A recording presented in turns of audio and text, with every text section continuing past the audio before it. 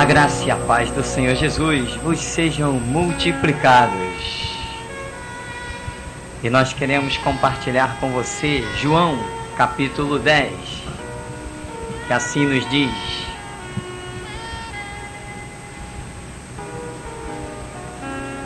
na verdade vos digo, que aquele que não entra pela porta no curral das ovelhas, mas sobe por outra parte, é ladrão e salteador. Aquele, porém, que entra pela porta é o pastor das ovelhas.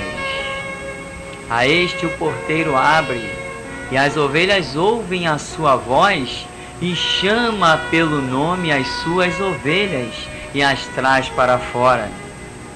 E quando tira para fora as suas ovelhas, vai adiante delas, e as ovelhas o seguem, porque conhecem a sua voz.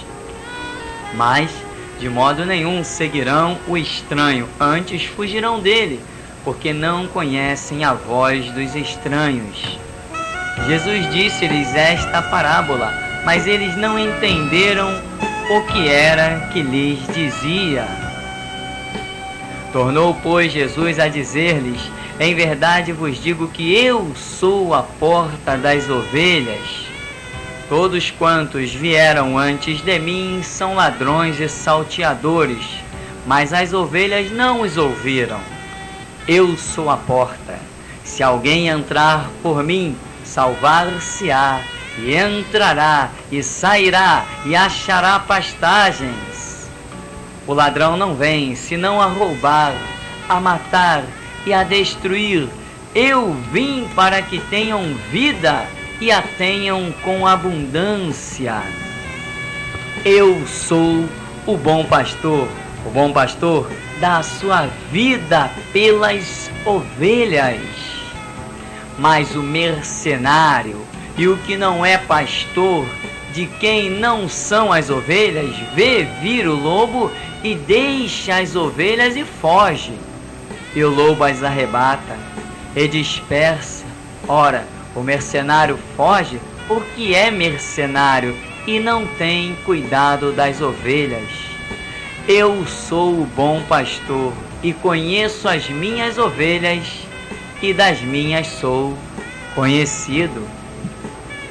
Palavras tremendas, gloriosas do Senhor Jesus, que dentre tantas maravilhas, tipificando tantas coisas, Jesus veio a este mundo pela porta, nasceu, a porta natural de entrada deste mundo. Jesus nasceu, mas o inimigo eterno das nossas almas, que já está vencido no nome, no sangue, na palavra de Cristo Jesus, este sem direito invadiu o planeta Terra, porque não teve um nascimento neste mundo, não teve. Portanto, não poderia ter adentrado na atmosfera terrestre. Mas invadiu e conseguiu perverter a muitos. Mas o versículo desta passagem de João, capítulo 10, que muito atenção me chama, consiste em que o Senhor Jesus diga: eu vim para que tenham vida, e vida em abundância. Ora, e nós começamos a meditar, começamos a prescrutar, começamos a pesquisar, começamos a meditar profundamente nas Escrituras, na nossa vida, na nossa conduta, nos nossos passos, e vemos verdadeiramente na vida de muitos cristãos a mão gloriosa de Deus.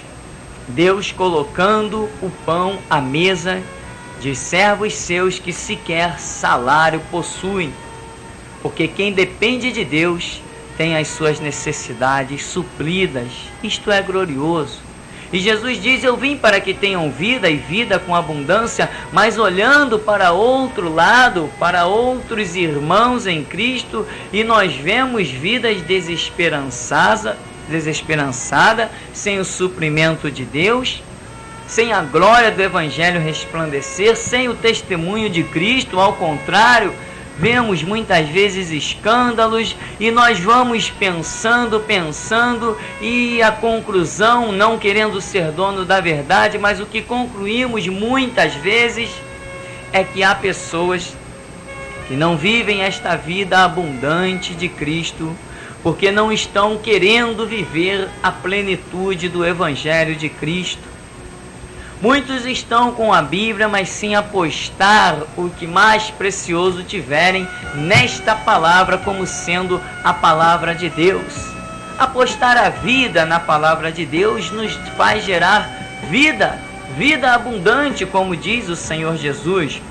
Porque nós vemos uma vitória decretada e vemos o motivo desta vitória ser decretada em Apocalipse 12:11, quando o brado eterno é ecoado lá quando João contempla e diz: eles, pois, o venceram pelo sangue do Cordeiro, pela palavra do seu testemunho, e não amaram as suas vidas até a morte. Isto é viver um evangelho pleno.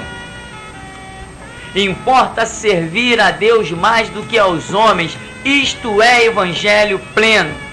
A tua imagem, ó Rei, não adoraremos. Pode nos jogar na fornalha, que ainda que o nosso Deus, que pode nos livrar, não nos queira livrar, todavia a tua imagem não adoraremos. Isto é viver evangelho pleno, palavra de Deus.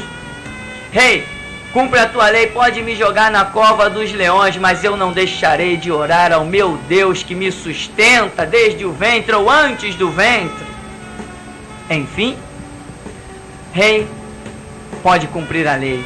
Estou pronto para entrar na cova, mas a palavra do meu Deus eu não negarei. Amados, o evangelho pleno nos traz resultados. Tem que trazer, porque Deus não é um mentiroso. Tem que trazer.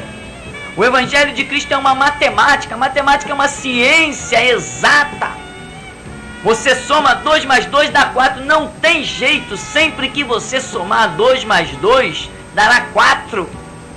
E se você guardar, viver, pregar, amar a palavra de Cristo, não tem jeito. De ti será dito: ele, pois, o venceu pelo sangue do Cordeiro, pela palavra do seu testemunho, e não amou a sua vida até a morte.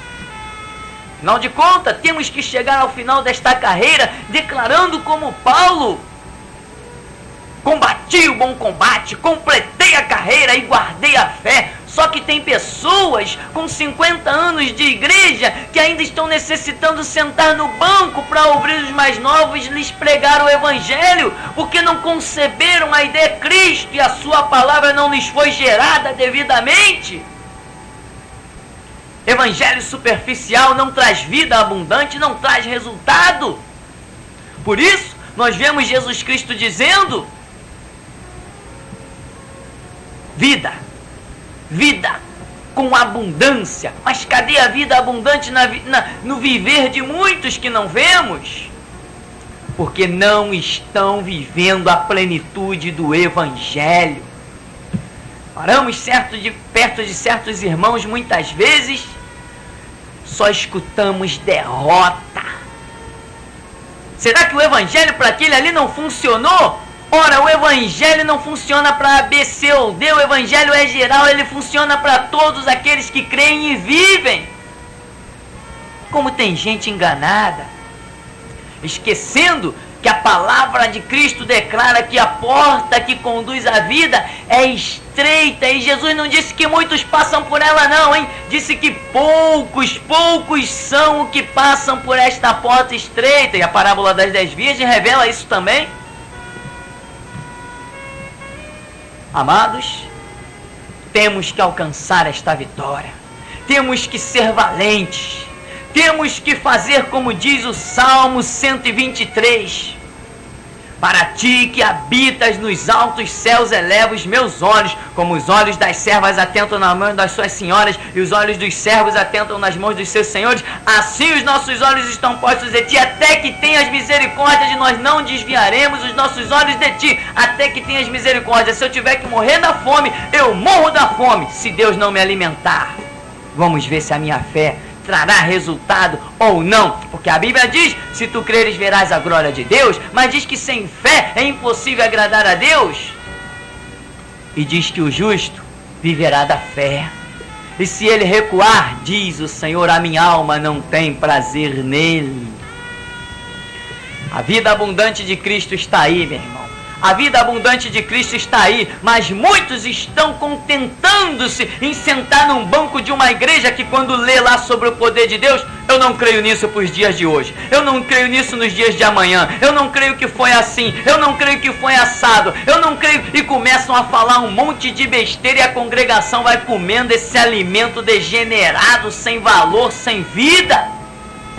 Meu irmão, a palavra de Deus está aí ao teu alcance, a espada de Deus, a Bíblia é a palavra de Deus. Você precisa se ressuscitar dentre os mortos com esta plena convicção e desafiar o mundo e as trevas. Se Cristo é Cristo e é o Senhor, tu vai ficar de pé, mas vai ser gerado dentro de você esta vida, meu irmão, esta vida abundante que transforma o mundo. Porque Jesus nos chamou de quê? De quê? Vós sois o sal da terra, vós sois a luz do mundo, e não se pode esconder uma cidade edificada sobre um monte. Jesus nos compara a uma cidade edificada sobre um monte. Como é que você, na sua vizinhança, ninguém vê a diferença na tua vida? Tem que ver. Se verdadeiramente Cristo habita em você, tem que ver a diferença na tua vida. Nem que tu não tenha um salário, mas eles vão ver na tua mesa farta. Ou seria Cristo Jesus um mentiroso quando diz: eu vim para que tenham vida, e vida em abundância? Ele veio mesmo, meu irmão, para termos vida, e vida com abundância. E te digo mais, Deus não precisa do teu salário para te vestir, para te dar de comer, para te dar de beber. Ele não precisa, ele não está limitado a isso. Por acaso não foi o Deus que alimentou Elias naquele deserto? Quando o anjo desceu, acordou Elias, disse: aí, Elias, come e bebe. Comida do céu, Elias. Essa aí não foi feita por mãos humanas, Elias. Pode comer. Com a força daquela comida, caminhou 40 dias, 40 noites, e chegou a Horebe, o monte de Deus. Meu irmão, você precisa chegar no monte de Deus e contemplar Deus face a face e ouvir Deus. Mas contemplar Deus e ouvir Deus não se é vivendo um evangelho superficial. Hoje eu fui na igreja, e daí? Quem foi que disse que vitória é para quem foi na igreja? Vitória para quem habita no esconderijo do Altíssimo e descansa à sombra do Onipotente, e que diz do Senhor: ele é o meu Deus, o meu refúgio, a minha fortaleza, e nele eu confiarei. Porque o Senhor é bom, é uma fortaleza no dia da angústia, mas conhece somente os que confiam nele. Isto é evangelho pleno e não superficial. Se você verdadeiramente vive um evangelho pleno, meu irmão, enquanto muitos estão fugindo do diabo, você vai dizer assim: onde está o diabo para que eu o persiga e pise na cabeça dele, como me revela o pleno evangelho do meu Senhor Jesus Cristo, que não mente, não se engana, mas diz que me dá poder para pisar serpente, escorpião e toda a força do diabo, e nada absolutamente me causará dano algum. Eu quero colocar essa palavra à prova. Isto é evangelho pleno. Quando você põe à prova com a tua confiança e fé a palavra de Cristo: assim diz a Bíblia, se assim diz, assim é. Eis-me aqui, Senhor, envia-me a mim. Aí você vai ouvir a teu respeito, meu irmão. Você vai ouvir: estes que transtornaram o mundo chegaram também até nós. Transtornaram o mundo carregando o quê? Um canhão, uma metralhadora, um rifle, uma foice, uma navalha? Não! Carregando a palavra de Cristo, que é a espada afiada, muito mais de 2 gumes. Penetra a divisão da alma, do espírito, juntas e medulas, e é apta para discernir as intenções do coração. Foi isso que Jesus falou: não cuideis que vim trazer paz à terra, vim trazer espada, que é a palavra, para dissipar as trevas, o reino que já estava estabelecido aí, tragando vidas. Mas agora, meu irmão, ou você se apossa. Olha, João 20, 21 diz que o Senhor virou para os seus discípulos. Jesus não mente, a Bíblia é a palavra de Deus. Virou para os seus discípulos e disse assim: como o Pai me enviou, eu vos envio a vós. Como, meu irmão, como? Levanta-te e resplandece, porque já vem a tua luz e a glória do Senhor vai nascendo sobre ti. Entenda a palavra de Deus. Como o Pai me enviou, eu vos envio a vós, na unção, na graça, na guarda, na autoridade, no poder, na revelação, pisando sobre as obras das trevas. Como que o Pai enviou o Senhor Jesus? Como está profetizado em Isaías 61. O Espírito do Senhor Jeová está sobre mim, porque o Senhor me ungiu para pregar boas novas aos mansos, enviou-me a restaurar os contritos de coração, a proclamar liberdade aos cativos e abertura de prisão aos presos, a pregoar o ano aceitável do Senhor, o dia da vingança do nosso Deus, a consolar todos os tristes, a ordenar acerca dos tristes de Sião que se lhes dê ornamento por cinza, óleo de gozo por tristeza, vestido de louvor por espírito angustiado, a fim de que se chamem árvores de justiça, plantação do Senhor, para que ele seja glorificado. É para isso que a unção de Cristo está sobre você, meu irmão. O Espírito da glória de Deus está em ti, não tem demônio que resista a isso. Você precisa se revestir da armadura de Deus. Mas uma das coisas citadas na armadura de Deus, meu irmão, é calçando os pés na preparação do Evangelho da paz. Ou seja, servir a Cristo Jesus. Quão formosos sobre os montes os pés dos que anunciam a paz, dos que anunciam coisas boas. Ponte a serviço do seu Senhor, meu irmão. Ponte a serviço do Evangelho, que você vai ver a enfermidade sumir, o cansaço desaparecer, o trauma ser extinguido, o câncer ser banido, a lepra, meu irmão, ser purificado. É serviço de Deus, porque Deus não conta com doente, Deus conta com os sadios, e se Ele estiver contando contigo, Ele vai te dar força, vigor, energia, e nada vai te parar. Isto é Evangelho pleno. Aí você vai desfrutar da vida abundante que Cristo prometeu. Mas muitos querem poder para chegar no domingo, em vez de sair na rua, evangelizar, levar uma palavra, visitar uma casa, entregar um folheto, e no evangelismo, ao invés disso, ficarem sentados num sofá confortável, com o ventilador ligado, ou outros fazem piores ainda, vai pra rua jogar a conversa fora e perder tempo. Sem evangelho pleno, meu irmão, sem viver o evangelho pleno, você não vai ter plenitude de Cristo na tua vida.